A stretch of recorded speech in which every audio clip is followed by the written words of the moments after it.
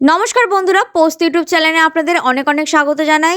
ট্যাংরা মাছ তো আলু দিয়ে অনেক রেসিপি খেয়েছেন, একটা নতুনত্ব রেসিপি মান কচু দিয়ে কোনোদিন খেয়েছেন? চলুন দেখে নেওয়া যাক আমার মা কিভাবে করলো। ট্যাংরা মাছকে নুন হলুদ দিয়ে ভালো করে সরষের তেলে ভেজে নেওয়ার পর সেই তেলে জিরাটা ফোড়ন দিয়ে আদা ও কাঁচা লঙ্কা পেস্ট দিয়ে স্বাদ মতন লবণ, হলুদ গুঁড়ো, শুকনো লঙ্কা গুঁড়ো ও কাঁচা সর্ষের তেল দিয়ে তেজপাতাটা দিয়ে ভালো করে মা মশলাটা কষিয়ে নিল। তারপর মা জল দিয়ে দিল। ঝোলটা ফুটে যাওয়ার পর ডুমো ডুমো করে কেটে রাখা মানকচু ও ভাজা মাছটা দিয়ে বেশ খানিক্ষণ ফুটিয়ে নিল। মানকচু সেদ্ধ হয়ে যাওয়ার পর ভাজা জিরে গুঁড়ো ও গরম মশলা দিয়ে মা আরও বেশ খানিক্ষণ ফুটিয়ে নিল। তারপর চারিদিক থেকে যখন তেল ছেড়ে গেল তারপর মা নামিয়ে দিল। তারপর তৈরি হয়ে গেল আমাদের দারুণ স্বাদের মানকচু দিয়ে ট্যাংরা মাছ, যা খেতে হয়েছিল একদম অনবদ্য। আশা করবো আপনাদের খুবই ভালো লাগবে। লাইক কমেন্ট শেয়ার করতে কিন্তু ভুলবেন না, সাবস্ক্রাইব করবেন। এরকম নতুনত্ব ভিডিও পেতে পোস্ট ইউটিউব চ্যানেলের সাথে জুড়ে থাকবেন।